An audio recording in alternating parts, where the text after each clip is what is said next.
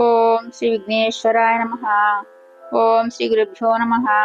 ఓం జగద్గురు వేదవ్యాస భట్టారకాయ నమః. ఓం జగద్గురు శ్రీకృష్ణ పరంబ్రహ్మణే నమః. ఓం దీప్తాయ నమః.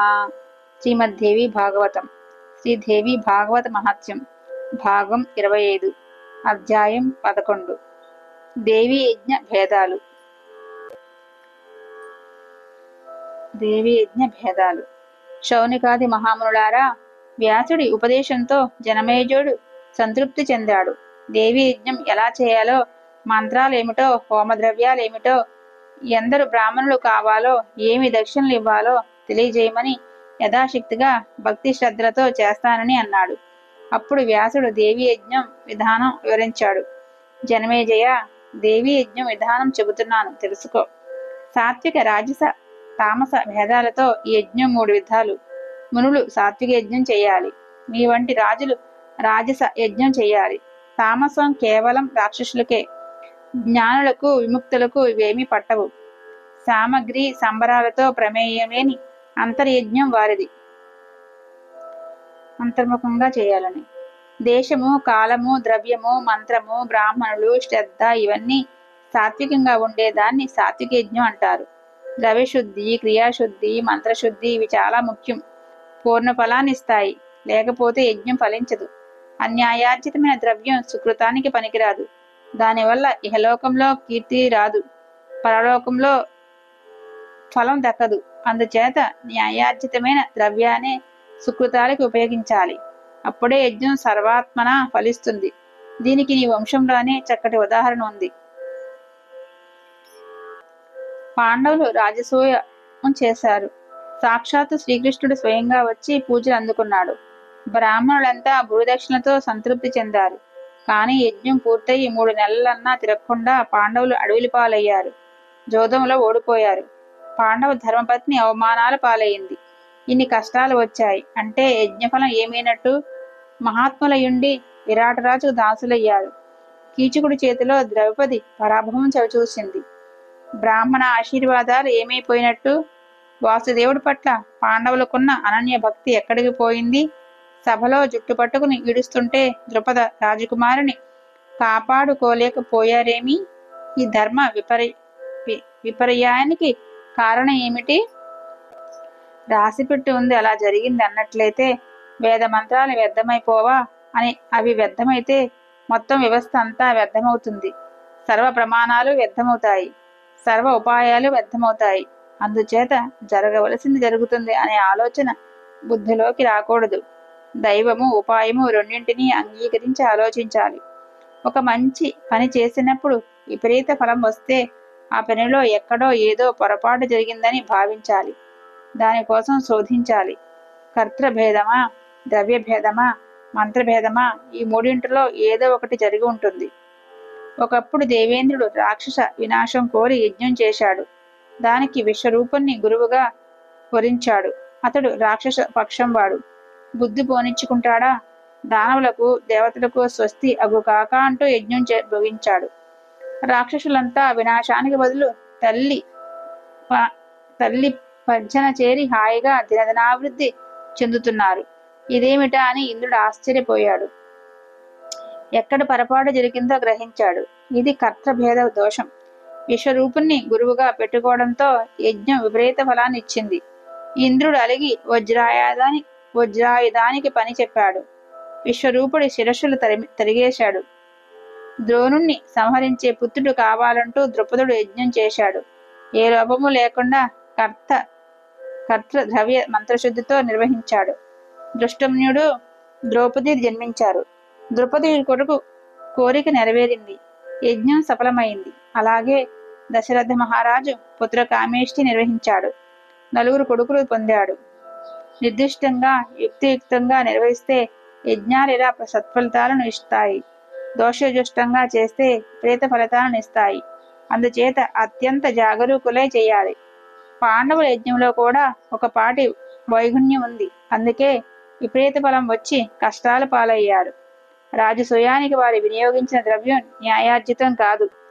రాజసూయానికి వారు వినియోగించిన ద్రవ్యంలో కొంత ధనం రాజుల్ని రాజుల నుంచి తెచ్చిన ధనం అందులో పడింది, అందుకని బెడిసికొట్టింది. వాటిలో కొంతమంది చేసిన పనికి వేరే అధర్మం, కొంతమంది గర్విష్ఠులై అధికార దర్శనంగా చేశారు. విపరీత ఫలం వచ్చి ఉండాలి. సాత్విక యజ్ఞం అత్యంత దుర్లభం. ఇది ఇది సాత్విక యజ్ఞం అత్యంత దుర్లభం, విహితమైన యజ్ఞం. వారు నిత్యము సాత్వికాహారమే తీసుకుంటారు. నిరంతర తపస్సులు, న్యాయార్జితము, అరణ్యలబ్ధము, మనం ఆ ద్రవ్యాన్ని మాత్రమే ఉపయోగిస్తారు. లేదంటే సంస్కార సంపన్నమైన ఋషి ద్రవ్యం వాడతారు. యూపస్తంభాలతో పశుబలి పని లేకుండా కేవల పురోఢాశాన్ని మంత్రపూర్వకంగా హోమం చేస్తారు. యజ్ఞం పట్ల, మంత్రం పట్ల శ్రద్ధ ఇంత అంతా కాదు. ఇలా చేస్తే అవి సాత్విక సుఖాలు, ఉత్తమోత్తమాలు. రాజస యజ్ఞాలలో ద్రవ్య బాహుల్యం ఉంటుంది, లోపాలు ఉంటాయి. ఇవి క్షత్రియులకు, వైశ్యులకు విహితాలు. దానవులకు చెప్పిన తామస సుఖాలు సక్రోధాలు, సామర్శాలును. అవి మత వర్ధకాలు, క్రూర యజ్ఞాలు. మోక్షకాములైన మహాత్ములకు, మునులకు, విరక్తులకు చెప్పింది మానవ యజ్ఞం. ఇది పూర్ణ యజ్ఞం. మిగతా యజ్ఞాలకు శ్రద్ధ, ద్రవ్య, క్రియ, బ్రాహ్మణ, దేశకాలాది లోపాలు ఉండవచ్చు. మానవ యజ్ఞానికి వాటితో పనిలేదు. మొట్టమొదట మనసును గుణవర్జితంగా, అంటే త్రిగుణాతీతంగా శుద్ధిపరుచుకోవాలి. మనసు శుచిగా ఉంటే దేహము శుచిగా ఉన్నట్లే. ఇంద్రియార్థాలను విడిచిపెట్టడమే మనశుద్ధి. అప్పుడే దానికి యజ్ఞం చేసే అధికారం సిద్ధిస్తుంది. విశాలమైన మండపాలు, యజ్ఞ స్తంభాలు అన్నీ మనసులోనే జరిగిపోతా ఉంటాయి. ఇందులో శాస్త్ర సమ్మతమైన కొలతలు ఏమీ అవసరం లేదు. ఋత్విగ్రాహన, వరుణం, సమర్పణ అన్నీ మనసుతోనే.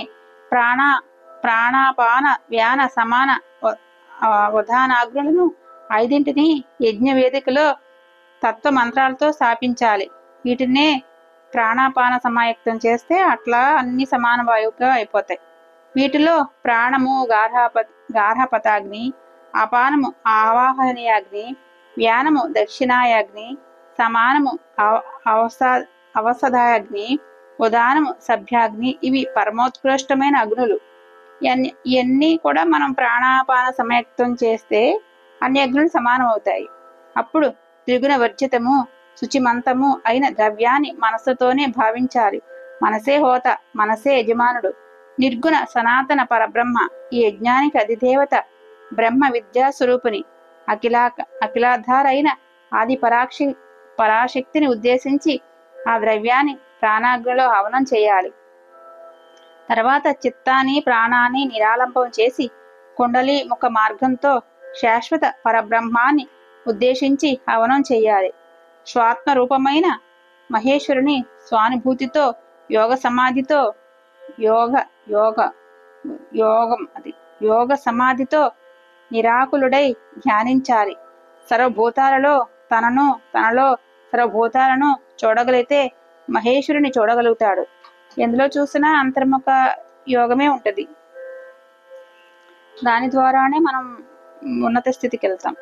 ఆ సచ్చిదానంద స్వరూపుని దర్శించిన వాడు బ్రహ్మవేత్త అవుతాడు. అతడికి మాయాధికమంతా దగ్ధమై నశించిపోతుంది. ప్రారబ్ధ కర్మ మాత్రం శరీరం ఉన్నంత వరకు ఉంటుంది. అతడు జీవన్ముక్తుడు. పార్థివ శరీరాన్ని విడిచిపెట్టిన తక్షణం మోక్షాన్ని పొందుతాడు. ఈ మానస యజ్ఞం ఇచ్చే ఫలం కేవల మోక్షకం.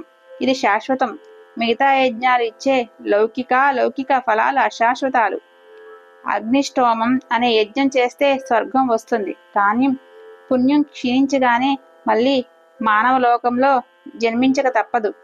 నాయనా జనమేజయ, జగదంబికను భజించిన వాడు అన్నిటా కృతకృత్యుడవుతాడు. అందుచేత అన్ని మంత్రాలతోనూ అన్ని విధాలుగాను శ్రీ భువనేశ్వరుని ధ్యానించాలి, వినాలి, జపించాలి. మానవ యజ్ఞం రాజులకు కాదన్నానుగా, దాని అలా ఉంచు. ఇప్పటికి నువ్వు తామస యజ్ఞం చేశావు అంటే సర్పయాగం తక్షకుడితో పెట్టుకుని కోటాను కోటులుగా సర్పాలను యాగాగ్నికి ఆహుతి చేశావు. ఇప్పుడు దేవీ యజ్ఞం చెయ్యి. సృష్ట్యాదిలో విష్ణుమూర్తి చేశాడు, అలా ఇప్పుడు నువ్వు చెయ్యి. ఎలా చేయాలో నేను చెబుతాను. చేయించడానికి సమర్థులైన యాజ్ఞికులు ఉన్నారు. యజమానుడివై యజ్ఞం చేసి యజ్ఞ ఫలాన్ని నీ తండ్రికి ధారపోసి అతడి దుర్గతిని తొలగించు. విప్రావమాన పాపం వల్ల నరకం రాకుండా శాపదోషం ఒకటి దుర్మరణం ప్రాప్తించింది. నీ తండ్రి ఆకాశంలో కాదు, భూమి మీద కాదు, దర్భలపైన కాదు, సంగ్రామంలో కాదు, గంగలో కాదు, సౌధంలో స్నాన దానాది విహీనమైన మరణం చెందాడు.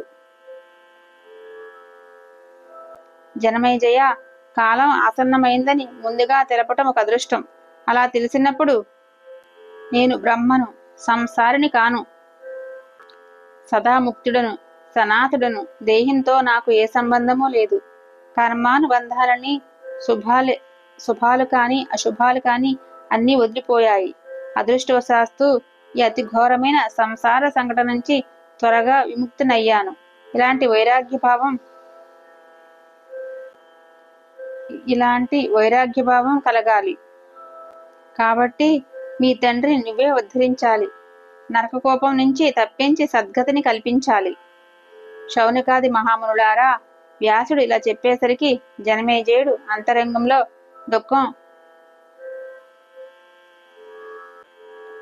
దుఃఖం తిరిగింది. తండ్రికి ఉత్తమ గతులు కల్పించకపోయాక ఎందుకు నా బతుకు దండగా అనుకున్నాడు. వ్యాసమహర్షి, నువ్వు చెప్పిన యజ్ఞాన్ని చెప్పినట్టు నిర్వహిస్తాను.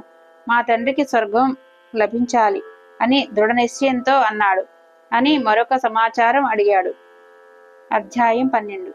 విష్ణుకృత దేవి యజ్ఞం. వ్యాసమహర్షి, దేవి యజ్ఞాన్ని లోగడ సృష్టి ఆదిలో విష్ణుమూర్తి చేశాడు అన్నావు. సమర్థుడు జగత్కారణుడు అయిన విష్ణువు ఈ యజ్ఞం ఎందుకు చేయవలసి వచ్చింది? అప్పుడు అతనికి సహాయం చేసిన వారెవరు? బ్రాహ్మణులెవరు? ఎంతమంది? వేద విధులైన ఋత్వికులు ఎవరు? ఈ వివరాలన్నీ తెలియజెప్పు. విష్ణుమూర్తి చేశాడంటే గొప్ప మాట కదా. ఇది విన్నాక యజ్ఞం ప్రారంభిద్దాం అన్నాడు జనమేజయుడు. అలాగే చెబుతానంటూ వ్యాసుడు గొంతు సవరించాడు. జనమేజయ, శ్వేతద్వీపంలో త్రిమూర్తులు స్త్రీమూర్తులే జగదీశ్వరుని అర్చించారు. మళ్ళీ తమ పురుష రూపాలను తిరిగి పొందారు. మహాసరస్వతి, మహాలక్ష్మి, మహాకాళి శక్తులను పొందారు. దివ్య విమానంలో మహానవనానికి తిరిగి వచ్చారు. ధరా మండలాన్ని సృష్టించారు. దానికి ఆధారంగా జగదీశ్వరి శక్తి నిలిచింది. అందుకే దీనికి ధర అనే పేరు వచ్చింది. ఇందులో మధు కైటబుల మేధస్సు అంటే కొవ్వు కలిసింది కనుక మేదిని అనే పేరు ఏర్పడింది. విశాలంగా విస్తృతంగా ఉంది కాబట్టి పృథ్వీ అనే పేరు సిద్ధించింది. మహి అనే పేరు కూడా అందువలనే. దీన్ని శేషుడు తన మస్తకం మీద ధరించాడు. అటు ఇటు ఒరిగిపోకుండా నిలబెట్టడానికి ఇనప గుండుల్లా పర్వతాలు ఆవిర్భవించాయి. అందుకే వాటికి మహీధరాలు అని పేరు. మణిమయ రత్న శృంగాలతో బహుయోజన విస్తారంగా బంగారు కొండను కల్పించింది జగదంబిక. దాన్ని మేరుపర్వతం అంటారు. మరీచి, నారదుడు, అత్రి, పులస్త్యుడు, పులహుడు, క్రతుడు, దక్షుడు, వశిష్ఠుడు అనేవారు బ్రహ్మదేవుడికి పుత్రులు. మరీచికి కశ్యపుడు అనే సుతుడు జన్మించాడు. దక్షుడికి 13 మంది పుత్రులు కలిగారు. వారికి బహువిధాలుగా దేవతలు, దైత్యులు జన్మించారు. అతి విస్తృతమైన కాశ్యపీ సృష్టి జరిగింది. అది మనుష్య, పశు, సర్పాది భేదాలతో విస్తరించింది. బ్రహ్మదేవుడి శరీరంలో కుడి భాగం నుంచి స్వయంభూ మనువు ఆవిర్భించాడు. వామభాగం నుంచి శతరూప అనే స్త్రీ జన్మించింది. ఆవిడకు ప్రియవ్రతుడు, ఉత్తానపాదుడు అనే కొడుకులు కలిగారు. మరో 3 అత్యంత సుందరాంగులు పుత్రికలుగా జన్మించారు. ఇలా బ్రహ్మదేవుడు సృష్టి జరిపి తన కోసం మేరు శృంగం మీద అతి మనోహరమైన సత్యలోకాన్ని నిర్మించుకున్నాడు. లక్ష్మీదేవితో కలిసి నివసించడానికి, క్రీడించడానికి అనువుగా విష్ణుమూర్తి అన్ని లోకాల కన్నా పైని వైకుంఠం నిర్మించుకున్నాడు. శివుడేమో కైలాసాన్ని ఏర్పరచుకున్నాడు. భూతగణాన్ని సిద్ధం చేసుకుని పార్వతీ సహితుడై కైలాస పర్వత శిఖరం మీద విహరిస్తుంటాడు. త్రివిష్టపము అనే స్వర్గాన్ని మేరు శిఖరాలలో ఒకదానిపై నిర్మించి సురేంద్రుడికి నివాసంగా అందించారు. సముద్ర మదనంలో పుట్టిన పారిజాతాన్ని, కామధేనువుని, 4 దంతాల ఐరావతాన్ని, ఉచ్చైశ్రవమనే గరుడాన్ని, రంభ అప్సరసలను దేవేంద్రుడికి బహుకరించారు. ధన్వంతరి, చంద్రుడు కూడా క్షీర సముద్రం నుంచే ఆవిర్భవించారు. వీరు కూడా తమ తమ దేవగణాలతో కలిసి స్వర్గంలోనే నివాసం ఏర్పరచుకున్నారు. వీరంతా స్వర్గానికి ఆభరణాలు. దేవ, తిర్యక్, మనుష్య భేదాలతో ఇలా ఈ సృష్టి ముప్పేటగా సాగింది. అండజములు అంటే గుడ్డు ద్వారా అని, స్వేదజములు అంటే చెమట ద్వారా, ఉద్భిజములు అంటే ఉద్భవించాయని, జరాజయములు అనే 4 భేద అంటే మనుషులు అట్లా, జరాయుజములు అనే 4 భేదాలలో జీవరాశి కర్మానుసారంగా సముత్పన్నమైంది. సృష్టిని ఇలా జరిపి త్రిమూర్తులు తమ తమ భార్యలతో తమ తమ నెలవులతో సుఖ సంతోషాలు అనుభవిస్తూ విహరిస్తున్నారు. ఇలా ఉండగా ఒక రోజున విష్ణుమూర్తికి శ్వేతదీపము, మణిమండపము జ్ఞాపకం వచ్చాయి. ఆది పరాశక్తిని దర్శించి స్త్రీభావం పొంది అర్చించి స్తుతించి దివ్య మంత్రోపదేశంతో పాటు లక్ష్మీదేవిని అందుకున్న అలనాటి సంఘటన శృతిపదంలో మెరిసింది. మహాదేవి యజ్ఞం చేయాలని కోరిక కలిగింది. బ్రహ్మ మహేశ్వరులను, అష్టదిక్పాలకులను, వశిష్ఠ, కశ్యప, దక్ష, వామదేవ, బృహస్పతులను ఆహ్వానించి తన సంకల్పం తెలియజేశాడు. యజ్ఞ సంబరాలను పుష్కలంగా కల్పించాడు. శిల్పులను పిలిపించి మహావిభవం ఉట్టిపడేట్టు సుమనోహరంగా, సాత్వికంగా, విశాలంగా యజ్ఞ మండపం నిర్మింపచేశాడు. 27 మంది వేద విధులను ఋత్విక్కులుగా వర్ణించాడు. వారు విస్తారమైన వేదికలలో అగ్నికుండాలు, అగ్నులను రగిలించారు. దేవి బీజ సమన్వితాలైన మంత్రాలను పఠించారు, జపించారు. శాస్త్ర ప్రకారం అవిష్యుతో హోమాలు చేశారు. అప్పుడొక అశరీరవాణి మృదు మధురంగా వినిపించింది. హే విష్ణు, నువ్వు ఈ రోజు నుంచి దేవతల్లోకెల్లా ఉత్తమోత్తడం అవుతున్నావు. బ్రహ్మాది సకల దేవతలు నిన్ను అర్చిస్తారు. మానవులంతా నీ భక్తులు అవుతారు. వారికి నువ్వే వరదుడవు. సర్వయజ్ఞాల్లోనూ నువ్వు ముఖ్యుడివి. యాజ్ఞికులు ప్రథమార్చన నీకే చేస్తారు. దానవ పీడలు సంభవించినప్పుడు సకల దేవతలు నిన్నే ఆశ్రయిస్తారు. వేద పురాణాలు అన్నింటా నువ్వు పురుషోత్తముగా కీర్తించబడతావు. భూలోకంలో ధర్మగ్లాని సంభవించినప్పుడల్లా నువ్వే అవతరించి ధర్మరక్షణ చెయ్యాలి. నీ అవతారాలకు భూలోకంలో విస్తృతమైన ప్రాచుర్యం లభిస్తుంది. అందరూ వాటిని అర్చిస్తారు. నీ అవతారాలన్నింటా నా అంశ నీకు సహచారిణిగా ఉంటుంది. వారాహి, నారసింహి భేదాలతో నా శక్తి నీకు సర్వ కార్య ప్రసాదిని అవుతుంది. ఆ శక్తి స్వరూపాలు సర్వాభరణ భూషితాలై సర్వాయుధ ధారణులై నీకు సహకరిస్తాయి. నువ్వు గర్వపడి వారిని ఏనాడు చిన్నచూపు చూడకూడదు సుమా. వారంతా నీకు మాననీయులు, పూజనీయులు. జాగ్రత్త వహించు. భరతఖండంలో సర్వార్థప్రదలైన శక్తి స్వరూపాలుగా వారు అందరి పూజలను అందుకుంటారు. వారికి నీకు అఖండ కీర్తి లభిస్తుంది. సప్త దీపాలలోనూ స్వరంలోనూ మీ కీర్తి వ్యాపిస్తుంది. కోరికలున్న మానవులు అవి సిద్ధించడం కోసం రకరకాల ఉపహారాలతో, వేద మంత్రాలతో విభిన్న మార్గాలలో మిమ్మల్ని పూజిస్తుంటారు. సంపద అభివృద్ధులను పొందుతుంటారు. మధుసూదన, నువ్వు నేటి నుంచి దేవాది దేవుడవు. ఈ ఆశీర్వాణి పలుకులకు విష్ణుమూర్తి సంతోషించాడు. దేవతలంతా అభినందించారు. యజ్ఞం పరిసమాప్తి చేసి ఋత్వికులు సెలవు తీసుకున్నారు. బ్రహ్మ మహేశ్వరులు తమ నెలవులకు వెళ్ళిపోయారు. విష్ణుమూర్తి గరుడుణ్ణి అధిరోహించి యజ్ఞశాల నుంచి తన మందిరానికి చేరుకున్నాడు. మళ్ళీ యథాపూర్వకంగా అందరూ తమ విధులను తాము చేసుకుంటున్నారు.